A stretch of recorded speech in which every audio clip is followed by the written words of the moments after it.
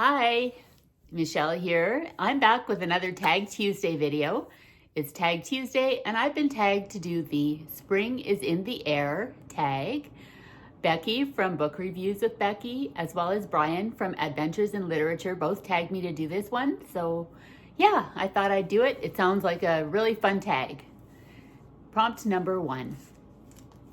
Spring Chicks. Name a book that made you feel warm and fuzzy.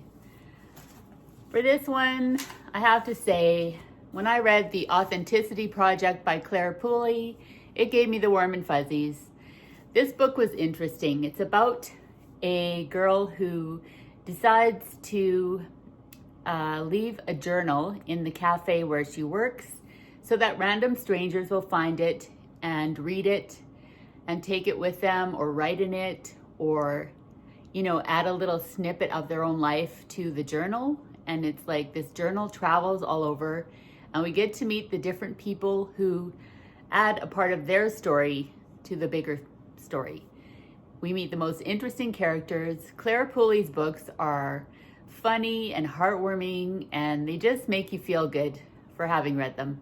They restore your faith in humanity, what can I say? And usually, yeah, like I said, they're pretty funny. So yeah, warm and fuzzy, I have to say.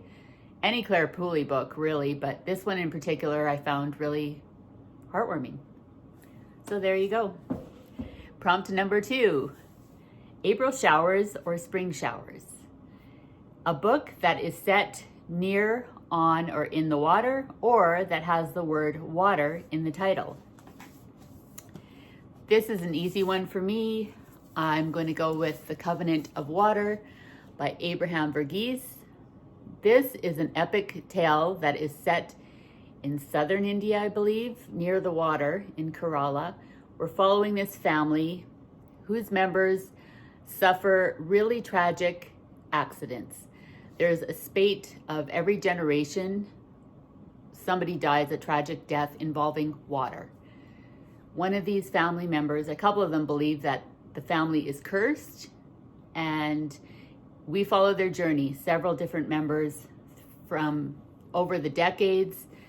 This book is kind of intimidating. It's a brick, but don't let that dissuade you from reading it. It is so worth it. I read this one in about 10 days, about a couple weeks, and I have to say, I looked so forward to reading this book every day after work. I thought about it during my work day.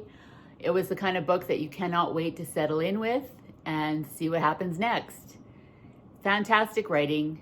And another thing that blows me away is that Abraham Verghese is a doctor. He teaches at a university in California, I believe, and he's also still a practicing physician that sees patients 1 or 2 days a week or something like that, which blows my mind. Like, to produce something like this that is so fantastic and it's like your side gig, it's a privilege to live in a world where people like this exist, in my opinion. So yeah, The Covenant of Water by Abraham Verghese. Oh, one of my favorite books of all time. One of the best things I've read lately in the last few years. And yeah, can't recommend it highly enough. Next prompt, we have spring break. Talk about a time you took a break from reading and why. Well, I have to go with, there was a time in my 30s when I was just starting off on a new career path. I was just out of school. I had gone to a trade school to learn the trade of hairdressing. And, you're at that stage of life where you're trying to find jobs and trying to find places to live, and you have new friends and you're trying to maintain your social life, and kind of like the TV show Friends, where they're all kind of like trying to find their way and all the drama that comes along with that when you're, in your 30s or something. So there was I'd say about a decade where I didn't do much reading. It was all about finding and keeping a job, moving apartments, my friend group, trying to date people, trying to go out and have fun, and trying to find what I was meant to be doing. So that didn't leave a lot of time for reading. I, was just busy in my free time doing other things. with my friends. So there you have it. As you get older, you somehow, I'm glad I found my way back to it eventually. In my 40s, I started really reading again and, on a regular basis. So there you go. Number 4, Swallow's Homecoming. A book or author you always go back to for comfort. I have several authors that I go to for comfort. Regular automatic buy people. I love Emily St. John Mandel's books. Her storytelling, her writing is like, I've loved everything she's written pretty much. I haven't really read all of her early crime fiction before she became kind of well known with Station 11. She does have a couple other books. These two actually, Last Night in Montreal, as well as The Singer's Gun. I will read these, it's just I haven't gotten to them yet. And yeah, so there's so many to choose from, but I'm gonna go with Emily St. John Mandel. She's a comfort author because she never lets me down. I always love her books. So there you go. Number 5, Blooms, a book that started slowly but blossomed to be one of your favorite reads. This is a great prompt because I have a book for this one that I haven't thought about for a long time. I read it probably, I want to say about 20 years ago or so. And the book I'm talking about is Monkey Beach by Eden Robinson. This is a missing person mystery, a coming of age story that's set in coastal British Columbia. We're following some Indigenous people, young people. This girl who, her brother Jimmy vanishes on a fishing trip. And the family, their search for him and what happens and what this tragic event or circumstance sets off. It starts off as a slow burn. We're getting to know the family really well and following the protagonist, the Hill family. And the sister's name is Lisa Marie. So we're following Lisa Marie and the search for her brother. It's an absolute wonderful, the best example of when a slow burn story really works is when it kind of slowly picks up momentum. It takes twists and turns that you don't see coming. There are elements of magical realism. There is folklore. We learn about the Native people that live in this community and their belief systems. And there's even some elements of Sasquatch involved here because one of the beaches where they're searching happens to be an area where it's said that there's been Sasquatch sightings before. So there's that as well. So yeah, Monkey Beach by Eden Robinson. Great book that really picks up steam the further you go, and I absolutely loved this one. Eggs in a Basket. 3 books you want to read this spring. So I don't know if I'll actually get to them this spring, but I want to. And those 3 books are On Beauty by Zadie Smith. I just read my first Zadie Smith book last year. White Teeth was a book from her that I read, and I absolutely loved it. So I'm really wanting to read more by her, and I happened to pick this one up at the thrift. So yeah, On Beauty, that's one. Another one I'd like to get to, because it just came out last year, is Moon Road by Sarah Leipziger. I loved her book, The Mountain Can Wait, and I'm anticipating really enjoying this one. We're following in this one a married couple whose daughter goes missing, and they take a cross-Canada trip in search of her. This one's supposed to be very kind of a slow, more character-driven story, but I love that kind of a story. So hoping to get to Moon Road. And then the other one I want to read is called Flux by Jinwoo Chong. I'll just read you the back, what caught me on this book. A dazzling, time-bending neo-noir about a young Korean-American man whose reality unravels when he suspects the mysterious corporation he works for may have inadvertently discovered time travel. That's all I need to know about this book. I really want to read this one. It sounds fantastic. So yeah, hopefully get to this spring. Next prompt. Green Pastures, a classic that never gets old. The Great Gatsby by F. Scott Fitzgerald.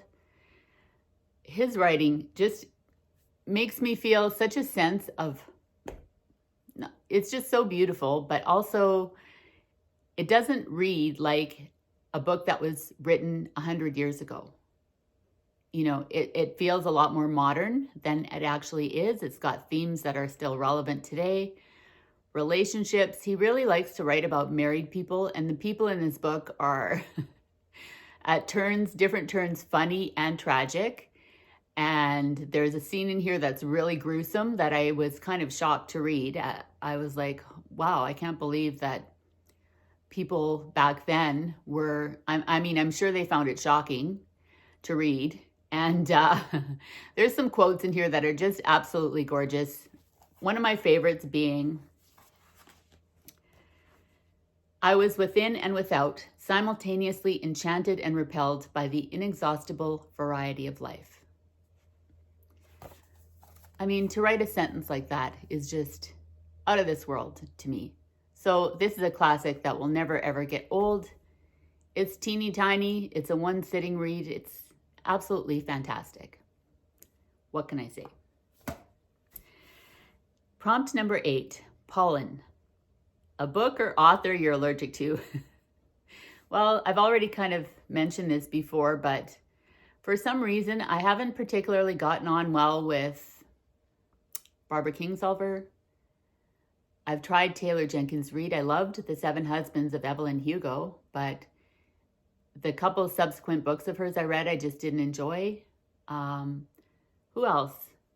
It's not to say that I won't give them another chance. I have to add, I'm still willing to read. If they come out with a different book that's, you know, kind of a departure from what they have been writing, I might pick up another book of theirs. You never know. I don't like to discount something outright until I've given it a chance. So never say never. But yeah, that's an example of 2 popular authors that I haven't super gone on with that come into mind right off the top of my head. So yeah. Number 9 is a bonus question. Equinox. Find 2 books on your shelf that have the exact same number of pages and talk about them. This took me a minute, but I did manage to find 2 that have the same number of pages. Those 2 books being Water for Elephants by Sarah Gruen and Eleanor Oliphant is Completely Fine by Gail Honeyman. Absolutely love both of these books. In this one, as you can see, I have quite a few tabs happening. That's because I read it with my sister, and we both loved it. We're following a really interesting character named Eleanor Oliphant.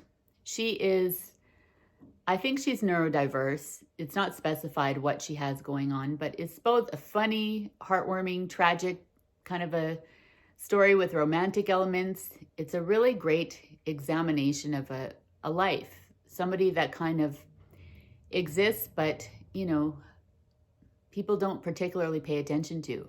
And the things that happen, how, you know, life sometimes has its way with you and how different people deal with things differently. It's just a fantastic book. I cannot recommend it highly enough. It kept me flipping pages. Absolutely loved Eleanor, and I found her somewhat relatable in a lot of ways. So, yeah. Water for Elephants. This is a Depression-era book. We're following a circus that has fallen on hard times, and the ringmaster of the circus is a really fantastic villain. He's an absolutely horrible, abusive person who is married to the equestrian performer, this woman named Marlena, who's very beautiful. Then we have our main protagonist, Jacob, who, in need of a job, joins on as the veterinarian for this traveling circus.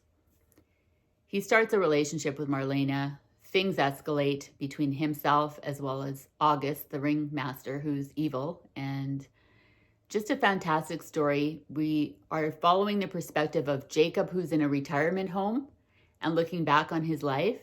And that's where the circus comes in and everything that happens with all the characters that we meet, as well as an elephant named Rosie, who is a fantastic character as well. Fantastic book. One of my favorite books of all time. I loved it. Water for Elephants by Sarah Gruen. Now it's time to tag other people. This tag has been going around for some time now, so I think it's the best option is to just leave it open and say, if you're watching this, if you're interested, please do the tag. We're almost through the season of spring at this point, but there's still lots of time to do it if you're interested. And I thank you so much for watching, and have a great day, and we'll see you in the next video. Bye.